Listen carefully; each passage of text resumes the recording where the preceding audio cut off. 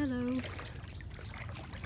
So today I've decided to make a video while we're on our peaceful retreat because it's our last day and there's quite a few things to talk about, but I thought that you would also like to see the scenery. So we're here in the Eastern Cape in a place called Chintsa, staying in Chintsa West is this side, Chintsa East is that side. This is the lagoon we're walking through at the moment, which meets the sea. So it's beautiful, wild, remote, rugged. We came here just at the right time actually, because now, because of the coronavirus outbreak, the place we're staying has stopped accepting guests. So, and we came just before the school holidays, so there is an issue now with the schools. We don't know how long they're going to be closed for, but we'll try to come up with a plan to help the children not miss out on too much education from school. So that's the plan. So we're back on tonight. We've been here for 5 days, so tonight we're going on the bus from East London overnight back to Johannesburg, back to the unknown really. Lots of things have happened. There are many guests here that couldn't even fly home to Europe and America. Travel restrictions are in place and nobody really knows what's going on, but yeah, I'm filming this during the coronavirus pandemic, so I just thought I'd mention that, how it's affecting businesses and travel places as well.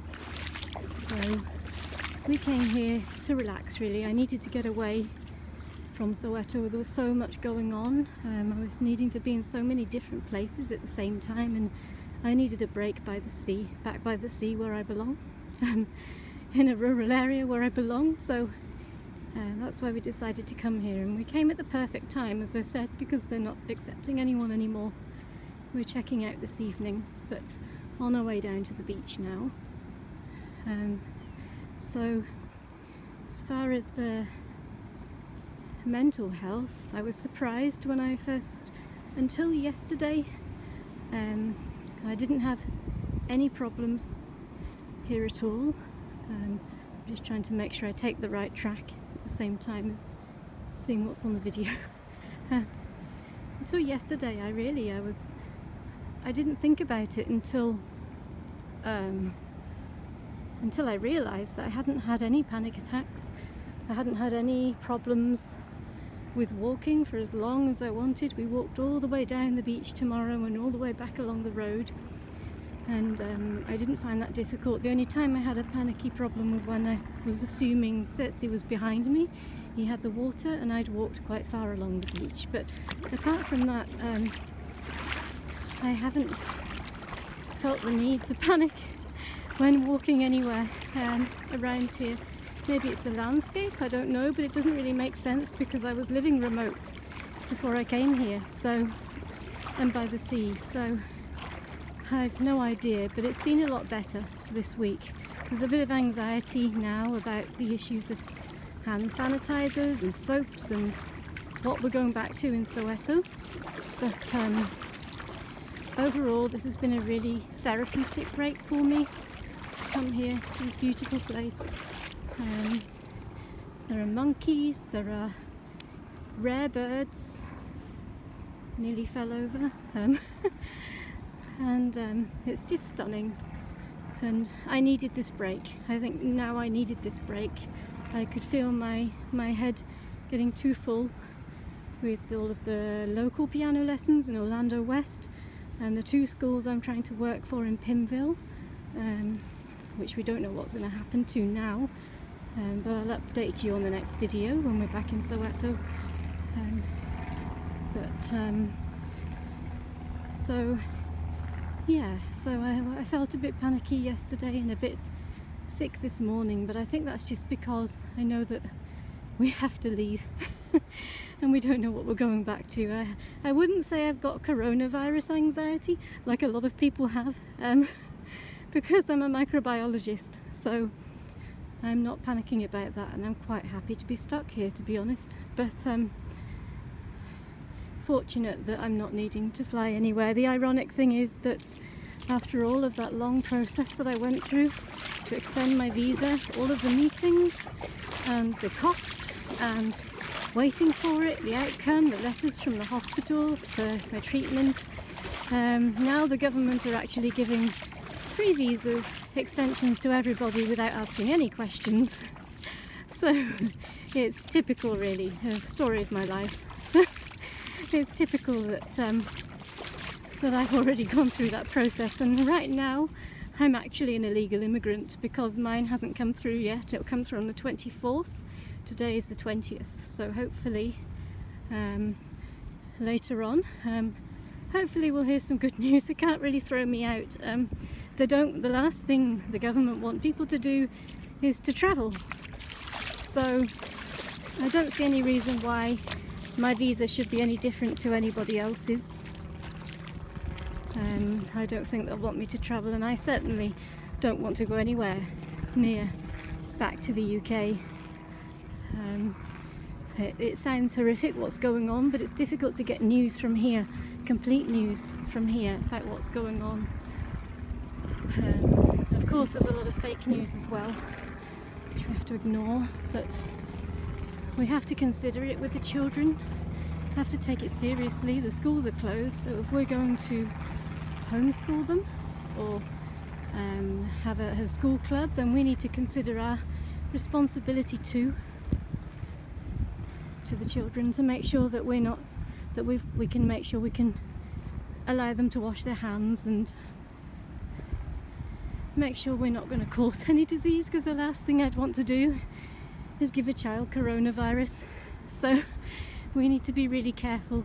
I think we'll have a meeting sometime next week when I'm back in Soweto with Chandler from the NTF Foundation, and see what plans we can come up with the school teachers we were working for. But for me, this has been such a lovely break. Jozi has enjoyed it too, because it's the first time it's been to the sea. You're enjoying it? I'm enjoying. So I've got some very interesting videos of Jozi encountering the sea for the first time. I've never seen him so excited in all the time I've known him, so it was funny. But no, it's just so chilled out and relaxed here, and was what I needed at this moment in time. So there is the unknown though, because Tuesdays, of course, is my psychology day at Barra. Now, Baragwanath Hospital, remember, is the biggest hospital in the Southern Hemisphere. So with clinics closing and people not supposed to go unless they're dying, I'm not sure whether that will affect my psychology appointments. So that's another concern for me right now, is whether I'm still able to go to Barra. But I guess I'll find out on Tuesday. I've not heard anything yet. He hasn't phoned me, so we'll find out. The taxi ranks will be screening people from Park Station to start with in Johannesburg, because it'll be difficult to trace everybody that's in a combi. So there will be screening people, and there's no more gatherings allowed of more than 100 people in this country. The bars have to close by 6 o'clock in the evening. Restaurants have to close. Even Shabines, the illegal bars, they have to close too.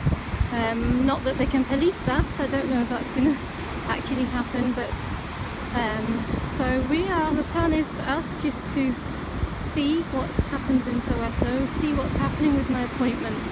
If I can't go to my appointments, and if I can't go to work, if everything turns into a lockdown here, then we're actually considering we shouldn't travel too far, because we don't want to obviously spread the disease, but considering travelling to Mozambique with Angela. She's got family there, and currently Mozambique has no cases of coronavirus, so that's an option. But this is our beautiful beach that we have more or less to ourselves this week. Went on a lovely walk yesterday, as I said. It's the place to come and chill and relax. I'd say if you have any sort of anxiety or depression or PTSD like me, or any of my symptoms, especially if you're from the sea to start with, then I'd highly recommend it, even if you're watching this from South Africa and you've never been to the sea. If you need an escape, this is the place to come. There's budget accommodation, so you can stay in a dormitory for as cheap as you can in Soweto at Lebo's. And of course the sea is the cleanest place to be right now. Other than the sea, we will be using soap and water to keep our hands clean, but not overly. It's no point being over dramatic. So we'll be using soap and water most of the time, being careful not to put hands to face. If anybody's coughing or sneezing, we must stay away from them. We're no longer allowed to shake hands either. We have to do the elbow greeting. We're not supposed to hug people, so that's going to be difficult for people here because it's kind of part of the culture. People are very close. It's worrying. If it does get into Soweto, it will be a big worry because it's densely populated in areas, there's huge poverty, people are already sick. People have HIV, people have TB, people have poor immune systems, and the clinics that they attend are not really set up to deal with this type of pandemic that's taking place right now. So suddenly South Africa started to panic. The rest of the world has been panicking until now, but now South Africa has started to panic as well. And they're doing everything at once that all of the other countries have been doing bit by bit. So now that the cases have gone over 100. So we had people from South Africa went to Italy and brought it back with them, the epicenter, one of the epicenters.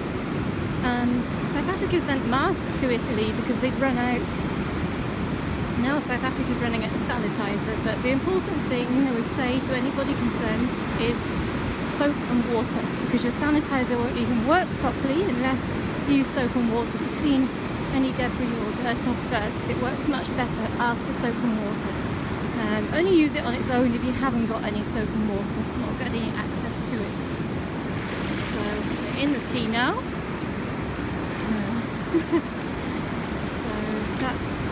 We will just have to see what the situation is when we get back to Soweto, and I'll make another video then when I've spoken to people. But I just wanted to do an update and let you know that we're all in the unknown at the moment, even here in South Africa. People in the UK are expecting this to last at least 3 months, which is the length of my visa extension, so slightly worrying there.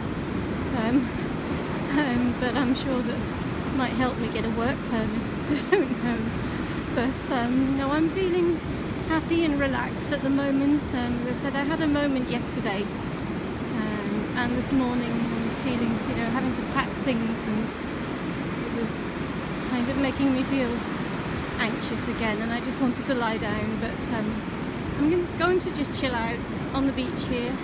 We might go in for a swim. It's warm enough. Further down the coast it gets a bit warmer. And then we need to call an Uber to get to East London. Our bus at 6:30 tonight, and we'll get back into Johannesburg at 10:20 tomorrow morning. So another overnight bus journey.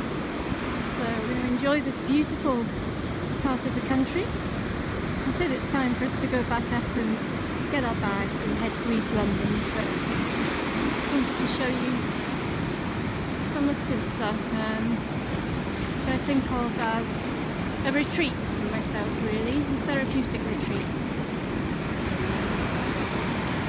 It's just beautiful. But I am nervous that my appointments could now be messed up, which would be a shame. It's understandable because Barra has thousands of patients, and to be honest, their hygiene when I was an inpatient was not good, so we wouldn't want people there unnecessarily. But we'll just have to wait and see. But I'm hoping that I can carry on with the psychology. If I can't, then I understand. It's the same for everyone. We're all in this together. So I think I'll leave it for now. I'm going to see if I can be brave enough to actually go and swim in the sea. So it might be a while before I see the sea again. So take care, and I'll make another video when we're back in Soweto with an update. Thanks again for listening.